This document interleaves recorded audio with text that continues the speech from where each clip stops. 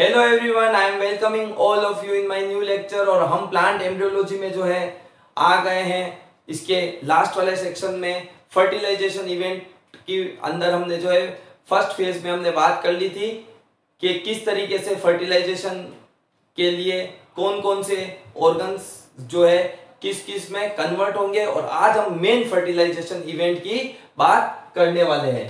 तो main fertilization event हमें पढ़ना है एंजियोस्पर्म में। तो आपको मैं बता दूं, एंजियोस्पर्म में डबल फर्टिलाइजेशन होता है। मींस कि मेल और फीमेल गेमिट जो है वो दो बार फ्यूज्ड होंगे। ये कहां पे होंगे, कैसे होंगे, इस पूरी प्रोसेस को हम आज स्टडी करने वाले हैं। डबल फर्टिलाइजेशन जिसको हम द्विनिषेचन भी बोलते हैं, ये यूनिक कैरेक्टर है एंजियोस्पर्म का। प्लांट किंगडम में ओनली एंजियोस्पर्म में ही डबल फर्टिलाइजेशन मिलता है। It was discovered and studied by first time Nawaschin in 1898 in Fritillaria and Lilium. Fritillaria और लीलियम के प्लांट में जो है फर्स्ट टाइम नवास्चिन ने इसको खोजा था और इसकी स्टडी करी थी। अब डबल फर्टिलाइजेशन हो रहा है, कहां पे हो रहा है, तो थोड़ा सा हम इसको पहले डायग्रामेट्रिकली समझते हैं। मेनली डबल फर्टिलाइजेशन है क्या, गेमिट फ्यूजन और सिंगेमी, इसको और एक और नाम से बोलते हैं अपन ट्रू फर्टिलाइजेशन। ट्रू क्यों बोलेंगे उसकी बात भी मैं आपको करूंगा।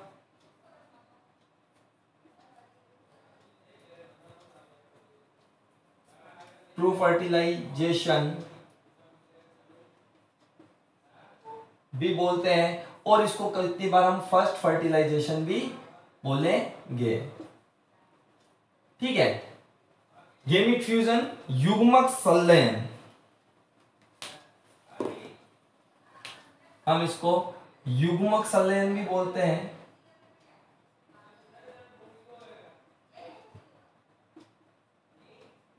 युग्मक संलयन या सिंगेमी या सत्य निषेचन भी हम इसको कह सकते हैं। और प्रथम फर्टिल निषेचन भी कहते हैं, सत्य निषेचन और प्रथम निषेचन भी हम इसको बोल सकते हैं।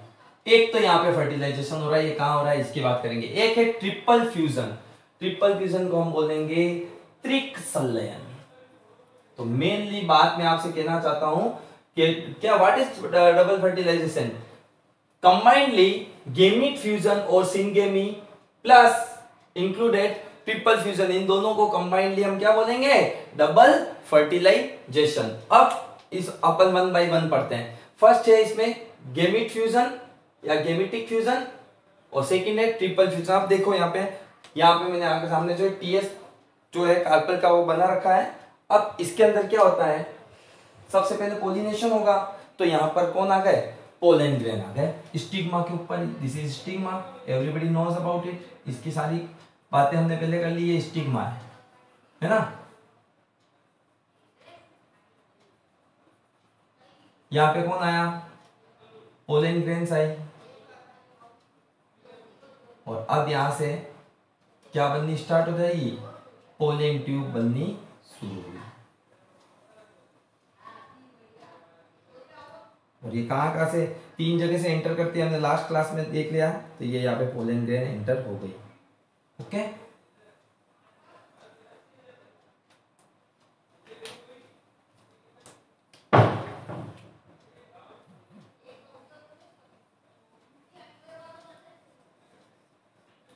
It is pollen tube.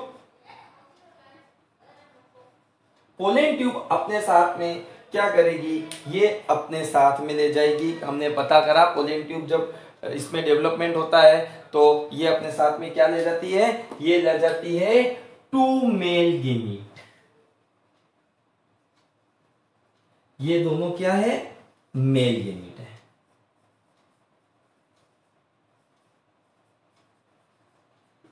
Okay, ये आपको पता है। दिस इज एंटीपोडल सेल,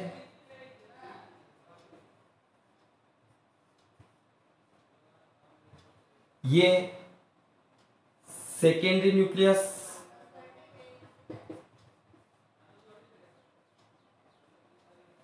ये दोनों जो है ये है साइनर्जिक सेल,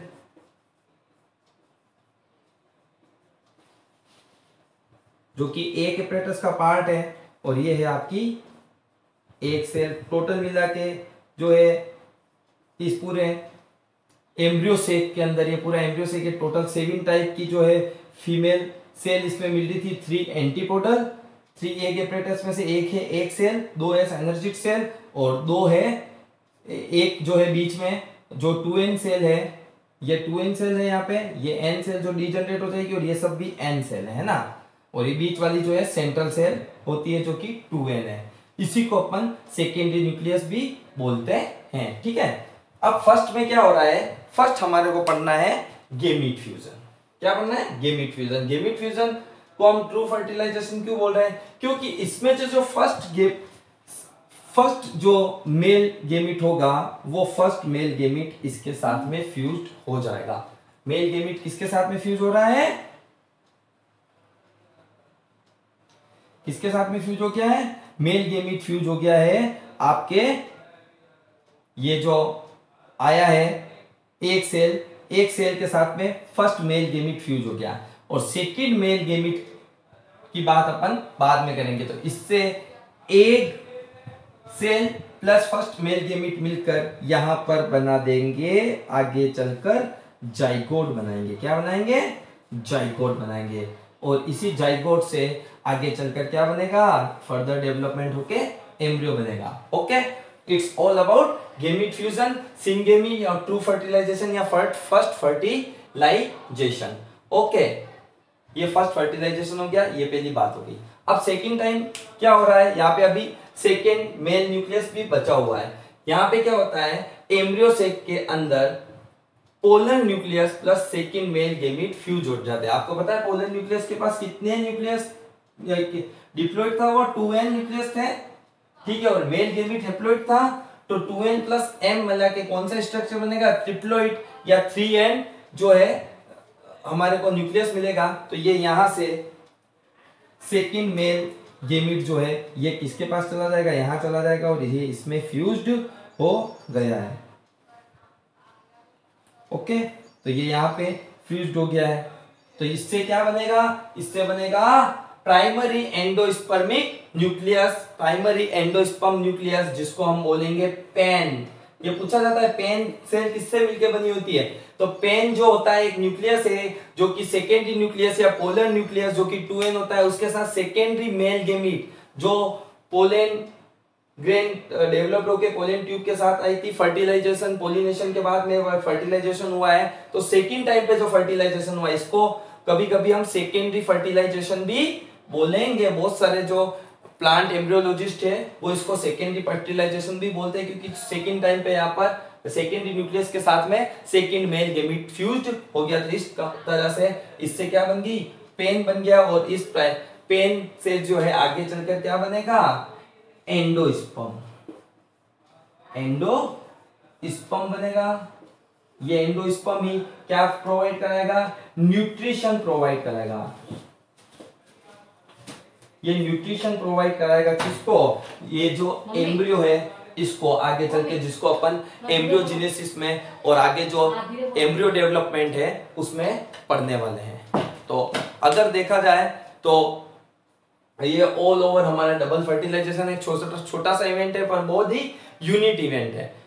ओके, अब हम बात कर लेते हैं कि सबसे पहले पोलिनेशन होता है, और अब यहाँ पे हो गया ये डबल फर्टिलाइजेशन मींस फर्टिलाइजेशन। तो पोलिनेशन और फर्टिलाइजेशन के बीच में कितना टाइम ड्यूरेशन या कितना टाइम का पीरियड जो है लग जाता है? तो अगर पोलिनेशन हुआ मान लीजिए यहाँ पे अभी, तो इसके अगले 2 घंटे के बाद या मिनिमम और मैक्सिमम 25 आवर्स के बाद में जो है फर्टिलाइजेशन मींस डबल फर्टिलाइजेशन होगा। तो टाइमिंग ड्यूरेशन रह जाएगी इन दोनों के बीच में 2 to 25 hours in between pollination, परागण और निषेचन के बीच में, एंड फर्टिलाइजेशन।